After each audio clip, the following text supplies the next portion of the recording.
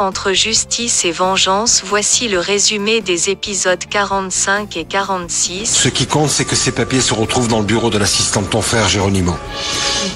Où que je les mette, la personne qui les trouvera va se faire renvoyer de l'entreprise. Et tu en es peut-être capable, Renato, mais pas moi. Pas ça, Susanna. Mais d'autres choses si, n'est-ce pas? Renato donne un document à Susanna pour qu'elle lui mette dans le bureau de l'assistant de son frère pour prouver la culpabilité de Rosa. Susanna juge ça injuste puisque dans n'importe bureau qu'elle va mettre ce document, la personne va se faire renvoyer. Renato dit à Susanna qu'elle n'est pas aussi différente de lui puisqu'elle est enceinte de Samuel et qu'elle fait Federico passer pour le père de son enfant. Après avoir entendu cela, Susanna finit par accepter. Camillo se promène avec Lucia sur son cheval. Marco Vieira discute avec Florencia concernant son premier amour. Marco n'attend même pas Florencia finit de répondre. Ces deux finissent par s'embrasser. Paulina pendant ce temps en train de les regarder.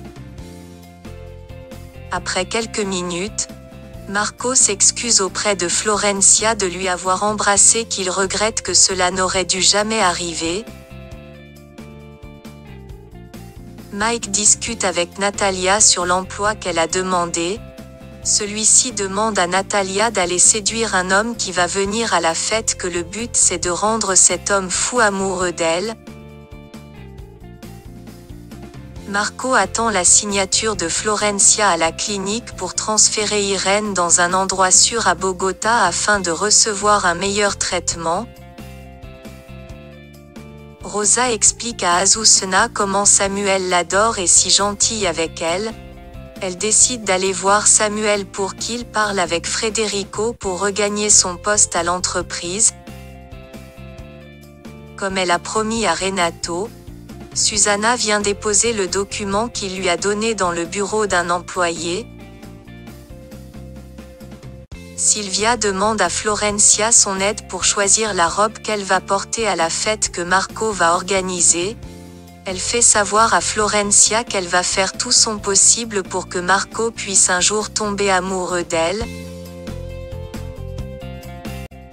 Devant l'entreprise, Rosa demande de l'aide à Samuel pour qu'il puisse convaincre Federico de le réembaucher. Samuel fait semblant d'être surpris d'apprendre cela. Federico appelle son beau-frère Geronimo pour lui faire savoir qu'il y a un taupe dans son entreprise qui fait chanter des employés dans l'entreprise Prolassa pour lui vendre des informations. De l'autre côté, un membre de l'entreprise de Geronimo est tombé sur le document de l'entreprise Prolassa que Susanna a mis dans le bureau de Dario. Florencia demande à Samuel s'il a des nouvelles de Renato.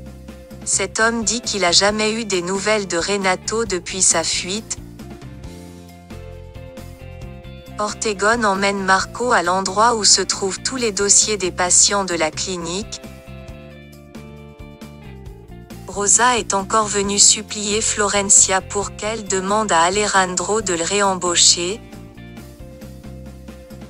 Susanna veut que Samuel mette Renato à la porte et le dénoncer à la police, mais Samuel lui dit que c'est impossible puisque Renato connaît qu'il est le père de son enfant, qu'il va lui faire des chantages tout le temps. Renato par courrier électronique planifie un rendez-vous avec Paulina. Rosa surprend Samuel en train de caresser le ventre de Susanna. Elle reste dans un coin pour les regarder. Oh Jésus, Marie-Joseph, c'est quoi ça? Oh, je vais faire un malaise. Ortegon donne à Marco une cassette d'enregistrement d'audio qui va lui être utile pour libérer Irene. En retour, Marco promet de lui donner 50 millions $. Il y a quelque chose qui vaut largement les 50 millions de dollars que vous allez me donner. Maintenant, Play, écoutez. Renato demande à Samuel d'aller à l'entreprise pour vérifier ce qui ne va pas puisque Paulina lui a envoyé un message disant qu'elle a besoin de lui. Marco fait Florencia écouter l'enregistrement que Ortegon lui a donné. Florencia entend la voix d'Irène qui explique à Ortegon comment Paulina a tué sa mère sous l'ordre de quelqu'un qu'elle parlait au téléphone et que Paulina a donné l'ordre à Ortegon pour qu'on puisse le droguer chaque jour. Florencia n'arrête pas de pleurer d'apprendre cela. Florencia veut des explications de Marco pourquoi il s'intéresse tant à ce qui se passe dans sa famille. Marco dit à cette femme qu'il a fait la promesse à l'homme au drapeau de pirate. Cette voix lui a dit de se débarrasser de Genova. Oui, il a dit débarrasse-toi de Genova. Mais je n'ai rien fait, c'est elle l'a tué. Qui Irène? Paulina. Je vous ai déjà dit que c'était Paulina. Mike fait des jeux de comédie pour plaire à Natalia. Ces deux s'amusent très bien. Margarita en train de les regarder par la fenêtre. Ortegon fait sa valise pour quitter le pays. Marco lui donne 50 millions de dollars comme il l'a promis. Ensuite Marco est allé chercher Irène dans sa chambre pour l'emmener dans un endroit sûr à Bogota. Avant de partir, Irène assise au bord de la table qu'elle a habitude de jouer au jeu d'échecs avec José Maria. Elle entend la voix de José Maria comme s'il était vivant qui lui dit qu'elle n'a rien à craindre puisqu'elle est entre les mains de bonnes personnes. Elle est allée ensuite arracher le portrait que José Maria lui a fait. Margarita veut pas retourner travailler dans la maison de Marco Vieira parce qu'elle est furieuse de voir Natalia dans la maison. Ortegon félicite Marco pour son courage. Il dit qu'il est le seul capable de combattre Paulina. Par la suite, il fait ses adieux à Irène. Alejandro avoue à ses enfants qu'il va faire son testament.